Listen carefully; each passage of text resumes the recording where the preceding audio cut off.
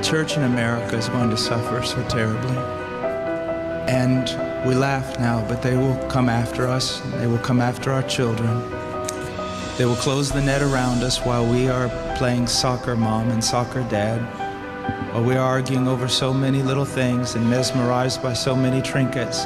The net even now is closing around you and your children and your grandchildren, and it does not cause you to fear. You will be isolated from society, as has already happened. Anyone who tries to run for office who actually believes the Bible will be considered a lunatic until finally we are silenced. We will be called things that we're not and persecuted not for being followers of Christ, but for being radical fundamentalists who do not know the true way of Christ, which of course is love and tolerance. You'll go down as the greatest bigots and haters of mankind in history. They've already come after your children, and for most of you, they got them. They got them through the public schools and indoctrination, and the university and indoctrination, and then you wonder why your children come out not serving the Lord. It's because you fed them right into the devil's mouth. So little by little, the net is closing around, and then it's not little by little. Look how fast things are going downhill just in a matter of weeks. Matter of weeks. But at the same time, know this: persecution is always meant for evil, but God always means it for good. And is it not better to suffer in this life, to have an extra weight glory in heaven?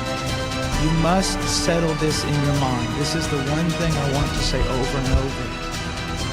Do not believe. Down through history, you have a wrong idea of martyrdom and persecution. You think that these men were persecuted and martyred for their sincere faith in Jesus Christ. That was the real reason, but no one heard that publicly. They were martyred, and they were persecuted as enemies of the state, as child molesters, as bigots, as narrow-minded, stupid people who had fallen for a ruse and can contribute nothing to society. Your suffering will not be noble.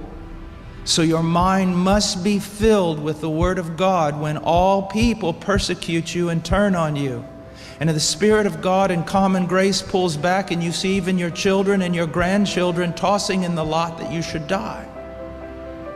This is no game.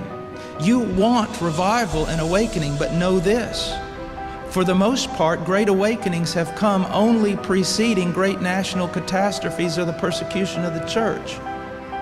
I believe God is bringing a great awakening, but I believe that He is raising up young men who are strong in trust in the providence of God to be able to wade through the hell that's going to break loose on us. And it will be on us before we even recognize it.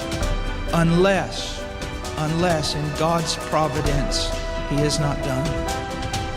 He is not done. And note, this is not silly talk. Apart from a great awakening, these things are going to come upon you. Be ready to lose your homes, your cars, and everything.